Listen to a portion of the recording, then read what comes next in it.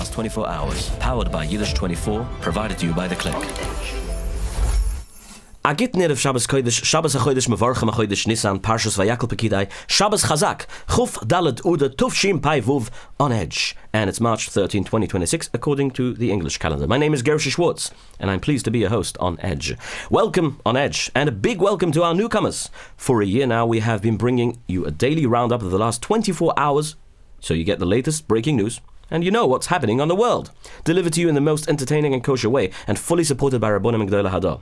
We currently reach, b'li'an hara, over 40,000 people a day who watch and listen to our show, original Yiddish show, for a year now, on Yiddish24.com, or catch us on the Kol Mevaser hotline by pressing 112 or 118 from the main menu. But for those of you joining us right now today in English, on Edge, and I'm excited to announce this, is officially available on 24/6. If you haven't yet got a 24/6 device, it's worth it. Sign up, subscribe. Every Monday through Friday, you can find us here. And also on music-table.com and the lakewoodluach.com. Now, we have a lot to unpack today, so let us jump right into it. So now, the Pentagon is deploying Marine Expeditionary Units of up to 2,500 troops to the Middle East right now during Operation Epic Fury. Don't you know there's a war going on right now? Well, there's many wars going on right now. We'll cover it very, very soon. Could the body of a woman found in the desert yesterday be of Nancy Guthrie's? What are the investigators hiding exactly? Wait until the end to hear more. But first, what are you waiting for? Pesach is next, well, in less than 3 weeks now. You haven't yet got your matzahs. You can stop in to 4320 14th Avenue, Brooklyn, New York, and get yourself Montreal Matzah. Montreal Matzah has a range of spelt, the best. By the way, this year they said that the spelt matzah is something special. And as well, they have extra thin matzahs, whole wheat matzahs, regular matzahs, and of course, they have oat matzahs. Yes, 718-619-3661. That's Montreal Matzah. You can go on to montrealmatzah.com and just type in your zip code, your location. You'll find the nearest place that sells it. Any grocery supermarket sells Montreal Matzah Bakery, and people come from all over the world for this matzah. It's worth it. It's going to change your Yom Tov. Why not have an easy Yom Tov? Cheres. Now, that report from ABC News saying that Iran could attack California from a boat off the West Coast is completely fake news, by the way. Even California Governor Newsom was fooled by it, and Trump maybe as well. But the threat inside America is still a major focus. President Donald J. Trump says the government is currently tracking most of the Iranian sleeper cells hiding in the country. Trump clearly blamed the Biden administration for letting over 18,000 known or suspected terrorists who crossed the border illegally in the first place. Secretary of War Pete Hegseth says 15,000 targets, he gave a press conference this morning in the Pentagon, says that 15,000 targets have been eliminated successfully in the Middle East in Iran. He says Iran is totally crippled right now and is acting like a wounded animal. In other words, desperate. Pete Hegseth also pointed out that Iran's new leader, Mujtaba Hosseini Khamenei, the son of Ayatollah Ali Khamenei, who was killed on Shabbos, is probably severely injured. The proof is that Iran has only released a written statement from him with no video or even audio to show that he's okay. Hegseth also strongly criticized the left-wing media for scaring people with headlines about a widening war. Or, he said that the media should change their narrative and write headlines like Iran is shrinking, and that the panic that they cause is just helping the stock market to crash and hopes to crash. It's not fair. Today we will see, he says in his Pentagon press conference, we will see the heaviest bombing in Iran since the war started on Shabbos. The military is using top-level technology and artificial intelligence and the space systems, obviously, by the Space Force. They have reportedly wiped out all of Iran's air defenses and destroyed their ability to even build new missiles. Well, they said that they completely destroyed all their missiles, but they managed to send some missiles to Iran still, so we don't know. Secretary of War Pete Hegseth also rejected reports saying that the US is running low on weapons. Well, have you seen the news lately? People have been speculating whether the US has enough ammunition. He called it bad reporting that only hurts the public, adding that America has an unlimited supply. But there is a serious problem behind the scenes. As a part of the ongoing military campaign, 2 United States Air Force refueling planes crashed into each other over Iraq, and one of them fell out of the sky. 6 crew members were on board the crashed plane, and sadly, all of them were killed. The military says it does not look like the planes were shot down by the enemy, but the plane has been seen in Ben Gurion Airport, the other plane, and they saw the tail The tail of the plane has been obviously damaged. The military says it does not look like the planes were shot down by the enemy, but the crash happened right in the middle of a war zone. Now, Secretary of War Pete Hegseth shared the tragic update about the US KC-135 refueling aircraft that obviously crashed, and he says it was friendly territory, which happened in western Iraq, and it killed, sadly, the 6 crew members. Hegseth confirmed the plane was not shot down by enemy fire, and Dan Kane also confirmed so it was not an accident from friendly fire either. The bodies of the 6 American soldiers have been successfully recovered. Let's talk about what has or could be successfully recovered. Your cluster bomb of a shtreimel.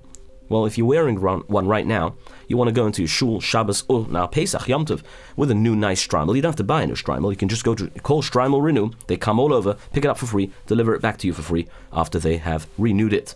Make it look as good as new. 732-523-1559. Again, you want to make your shtreimel look as good as new? 732-523-1559. Or you can just go on eBay and buy yourself something that looks like a dead bear.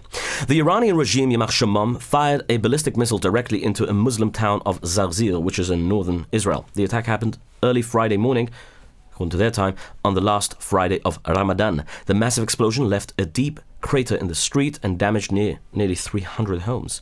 Around 60 people were hurt. Most of the injuries were from shattered glass, but one woman was moderately wounded by flying shrapnel. Now, residents say the blast knocked out the power and left families trapped in the dark with no electricity. This is proof once again. Iran's terror machine, desperate, dead, desperate, wounded animal, does not care who the missiles hit. Civilians are their targets, whether Jewish, Muslim, or Christian.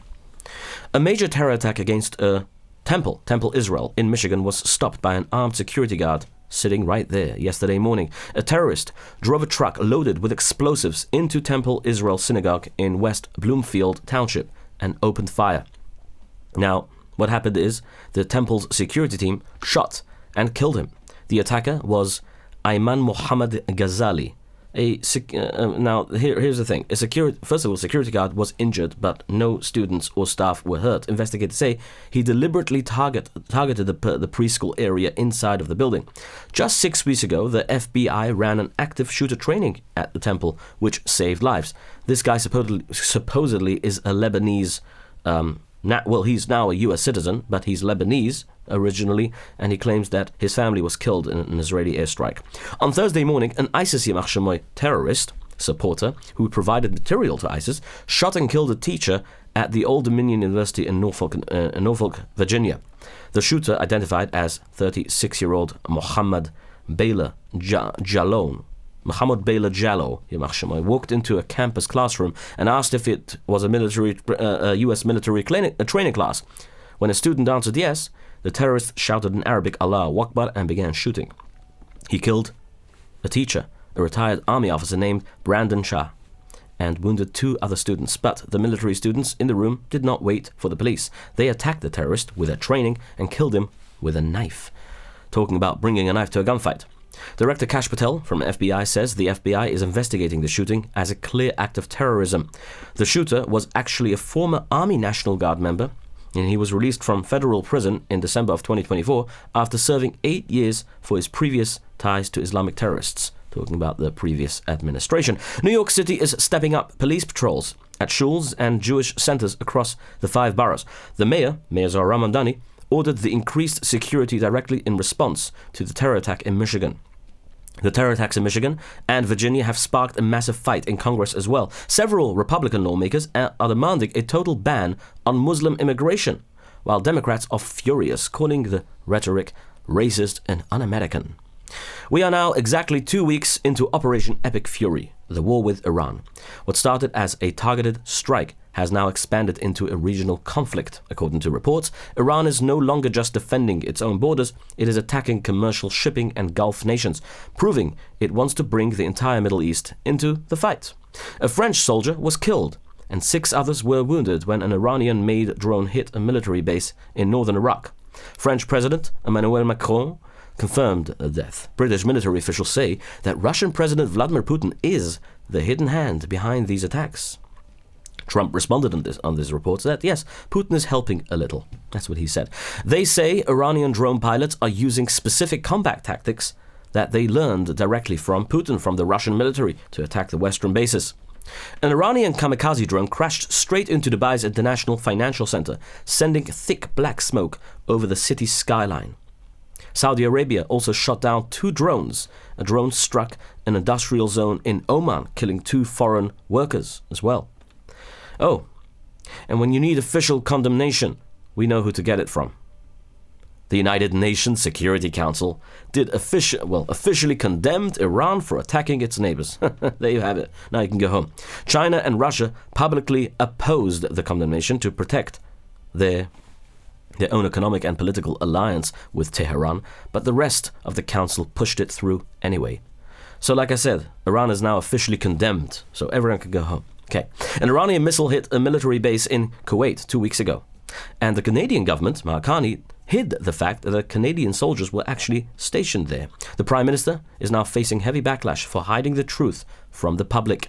Meanwhile, Spain permanently withdrew its ambassador from Israel, earning public praise from Hamas, you guessed it, and Iran, of course.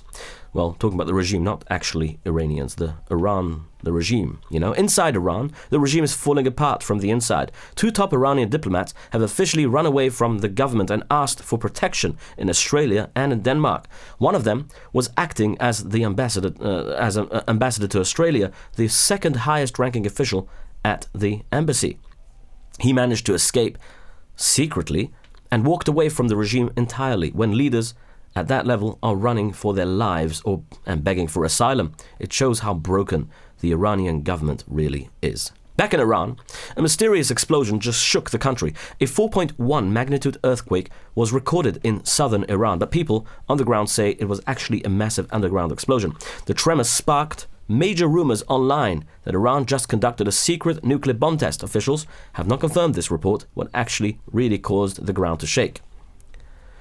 It is the Al-Quds Day in Iran, and the regime is putting on a show. Listen to this. Thousands of people marched in the city of Isfahan today, chanting "Death to America, death to Israel." The Iranian government organized these massive rallies right in the middle of the war to try and show their strength. Now guess what? Iran's President Masoud Pezeshkian in the open, and Ali Larijani, they're not afraid of Israeli Air Force and United States Air Force there, right above them. And the Secretary of the Supreme National Security Council, the RGC, was also there. And the Foreign Minister, Abbas Araghchi, the one who negotiates every single time and speaks and talks, was also among the many top Iranian officials marching in Tehran for the annual Al-Quds Day march. But while the crowds are marching and chanting, the American military is loading up their heaviest artillery. Listen to this. The United States just moved a massive fleet of strategic bombers to the military bases in the United Kingdom. There are now 6 B-52 bombers, massive beasts, and 12 B-1 bombers sitting on the runway at RAF Fairford. 2 of those B-1 bombers took off this morning. The military is also bringing in a steady supply of bunker-busting bombs, those used in the Midnight Hammer operation, for those of you who remember. They're bringing it to the base. These are massive, heavy explosives designed specifically to drill deep into the earth with a delayed detonation and wipe out underground nuclear facilities. It's a very interesting bomb. It drills through the earth with the first part of the bomb just penetrating through 16 feet of concrete. And then once it hits open space inside underneath, when it feels, it detonates and it explodes and it erupts, and an entire mountain can be flattened. Israel has used it when they killed Nasrallah. As we reported above, Iran's new supreme leader, Mujtaba Hosseini Khamenei, Yamach Shemoy, released a written statement only, threatening to completely close the Strait of Hormuz, the narrow waterway where 20% of the world's oil goes through. He called it a tool to pressure the enemy. He still has not shown his face in public besides a cardboard figure of him. According to France 24 News, Mujtaba was first wounded on the Shabbos Zucher attack that killed his father, Ayatollah Ali Khamenei, and then wounded again when the hospital where he was being treated at was also came under attack. Prime Minister Benjamin Netanyahu from Israel mocked him as a puppet made of cardboard who was too damaged to appear. Netanyahu also announced, so did Pete Hegseth do that. Netanyahu also announced that Israeli strikes successfully killed several Iranian nuclear scientists. He says, Await the surprises, and as well, the surprise operation set Iran's nuclear program back for years and declared that Israel is a stronger country than ever. Meanwhile, Iran's new leader publicly thanked the Houthis in Yemen, signaling they might join the fight. If the Houthis start attacking ships in the Red Sea, it would completely cripple whatever global shipping is left. A mysterious radio broadcast reading secret coded numbers appeared online right after the war started in Iran. Radio experts say it is a spy numbers station, coded station, and everyone is trying to figure out who is broadcasting these secret codes and who is it intended for. Well, still being investigated, or by public people who like to investigate such things, but I'm sure the government knows about it because they have been asked and they haven't said much. The economic damage from the war is massive. The Strait of Hormuz is completely shut down, blocking 20% of the world's oil. Experts say this is the worst energy supply crisis in the history of the global market. Oil has crossed $100 a barrel, and global financial markets are dropping fast. The Dow Jones dropped over 500 points. Several Gulf nations officially cancelled their oil delivery contracts, forcing shipping companies to reroute through the Panama Canal. Mortgage rates also jumped to their highest level yet in a year, hitting 6.1% as markets panic over the inflation. The shortage is hitting everywhere. In Australia, the entire towns have run out of gas for cars, and New Zealand is now considering banning people from driving on certain days just to save fuel. Airline tickets prices are doubling for spring travel because jet fuel costs are going up very fast. To make matters worse, China just announced it is stopping all shipments of jet fuel out of the country, putting even more pressure on global supply.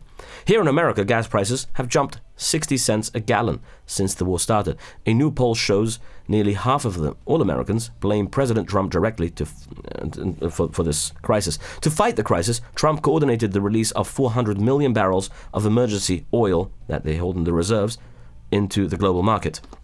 The White House is also considering waiving a 100-year-old shipping law called the Jones Act to save drivers a few cents at the pump. And the US is temporarily allowing countries to buy Russian oil that is already loaded on ships at sea. Meanwhile, the United States Navy says it will not be able to escort oil tankers through the strait until the end of this month. There's been mixed reports because Trump said that he will, and he will help escort them. Anyway, that military tragedy overseas has lawmakers at home asking hard questions about government power. A Republican senator wants to make it easier for the government to take away citizenship from naturalized American citizens who commit a violent crime.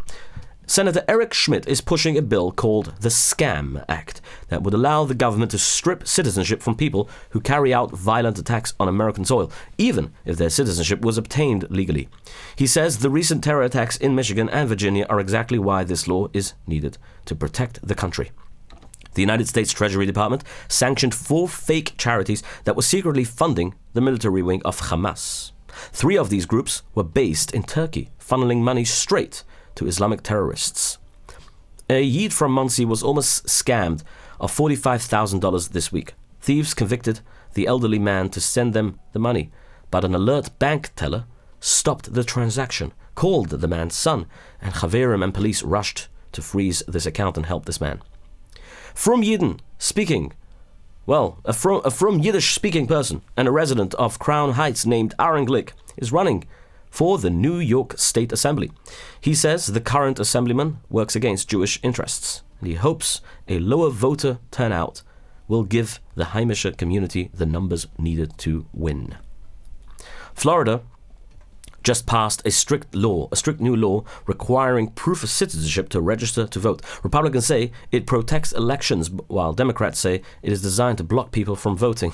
The bill matches what President Trump is trying to pass, the SAVE Act bill, on a national level. Democrats just flipped a deeply Republican state district in New Hampshire. It is the 28th state-level seat the Democrats have flipped since President Trump took office, making Republicans very nervous about the voter energy ahead of the midterm elections. Oh, and by the way, there is still a war going on in Russia, in Ukraine, and in Gaza, by the way, and many other places as well. It's Pakistan. Yes, you guessed it. Pakistan released a video, launched airstrikes into Afghanistan, hitting civilian homes in major cities like Kabul and Kandahar. The Taliban Yamach Shemam says women and children were killed, causing a massive escalation between the two neighboring countries. Not enough wars in the world. Anyway, I get feedback all the time, Baruch Hashem, and I really appreciate the constructive and even compliments or just acknowledgements. So you can call me on 845-671-1775, press number 5, leave me a nice message, and you can WhatsApp, you can text me, and I would always love to hear what you say and what you think. A few people ask me why I have not reported much about Mrs. Guthrie's disappearance. Now, there is still no sign of the mother of the Today Show host, Savannah Guthrie. Now, an 84-year-old Nancy Guthrie has been missing now for 41 days since she was taken from her home, or kidnapped from her home in Arizona.